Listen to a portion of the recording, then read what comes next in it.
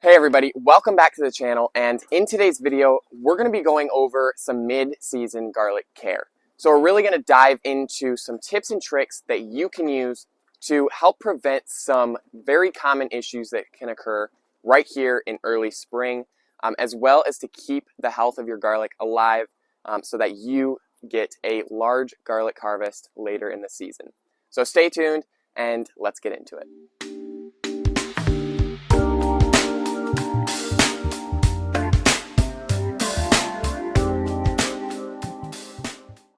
All right, the first thing I want to go over that I know so many gardeners, especially new, get concerned about is the fact that the garlic is starting to grow. It's starting to come up out of the soil despite it being midwinter to early spring. And they think because there's still snow, the cold temperatures are still around, that it's going to damage or kill off the garlic. And in reality, garlic is very cold hardy and it likes those temperatures. So if your garlic starts coming up even during this time of the year, it's not really going to do any damage to the garlic itself.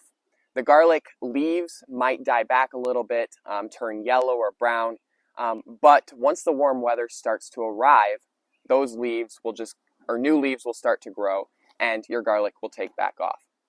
In my experience, I actually think it's better that your garlic starts growing this early in the season because it gives more leaves to the plant or to the developing bulb, which means more leaves equals more photosynthesis, which means more energy is going into that developing bulb, which in return means you're going to have a larger bulb in general.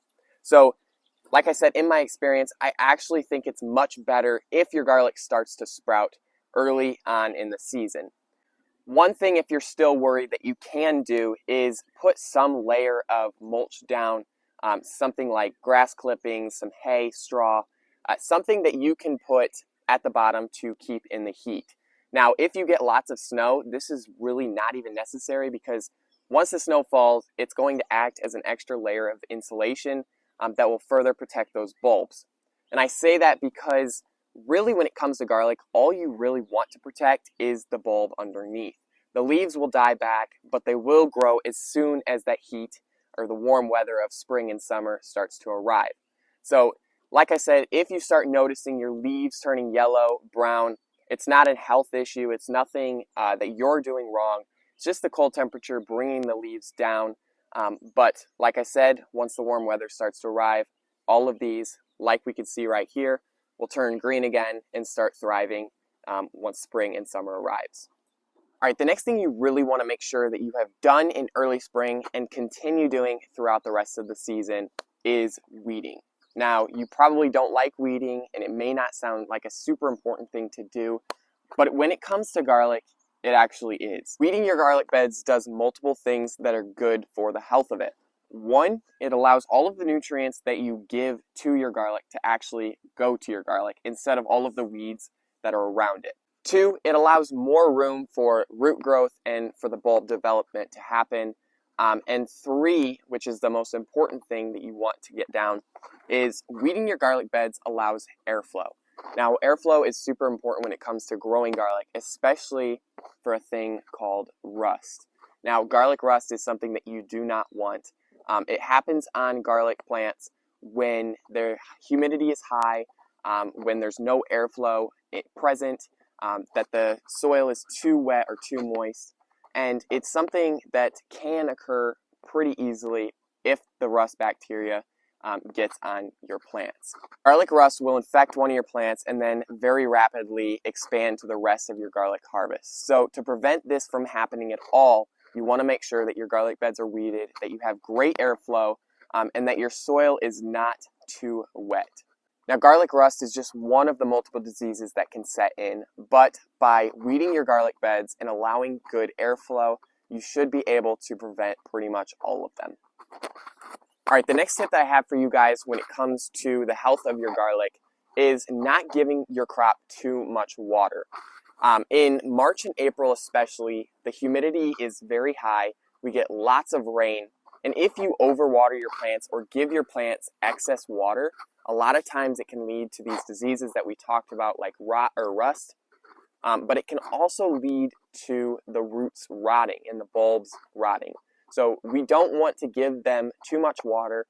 Like I said, in early spring especially, you really should not have to water your garlic at all. It does perfectly fine. It gets all of the water it needs in spring to thrive. And just giving extra water does not do the garlic any good. So unless you live in a very dry climate, or you are giving your plants some water-soluble fertilizer, for example, there is absolutely no need to give your plants excess water. All right, the last tip that I have for you guys today is something that I think is super important to do in early spring, and that's giving your crop a nice dose of water-soluble fertilizer that's relatively high in nitrogen. Now, giving your garlic nitrogen early in the season is super beneficial because in early spring, the roots of garlic are pretty well established and pretty well developed because they have been slowly growing throughout winter. But with that being said, the bulbs have not yet started to develop. Now, all that really matters in early spring is the leaves. We want lush, green, very large leaves because, like I said, it's going to produce more photosynthesis that's all going to go towards those developing bulbs. So giving your garlic plants a nice dose of some sort of fertilizer high in nitrogen is very important in the overall growth of the garlic plant. Now, I recommend fertilizing your garlic with nitrogen once in very early spring, and then around 3 weeks later, giving it one last dose of something high in nitrogen. After that, your bulbs will have started to develop or get in the process of developing, and you really want to cut back on the nitrogen because once it gets to that point, the leaves have actually stopped growing and the bulb will start producing. So at that point, cut out nitrogen completely and maybe switch to a fertilizer more in potassium, as that adds or aids in the development of bulbs and root systems. But if you're growing in a soil medium that has nice amounts of compost in it or nutrients available to the plants, after you cut out the nitrogen, you really shouldn't have to give your plants any more fertilizer. And that's really at that stage up to you, and just going based off of how the plants look from there on out. To explain more what I mean, I went ahead and pulled one of the garlic plants out. And as you can see here, the bulb is relatively small. It's not really started to develop yet, and it's not going to really until the heat starts to come. The heat and the day length of the sun is really what triggers these plants to start bulbing out. It goes for any type of bulb out there, but it's not going to get much bigger than this if the plant doesn't get any bigger. Every layer of protective skin around this bulb is a layer of leaves. So as the leaves die back, it starts to harden around the bulb and acts as a protective layer around a lot of things. So with that being said, the more leaves that you have on the plant, the more your bulb is going to be protected and the healthier it's going to be.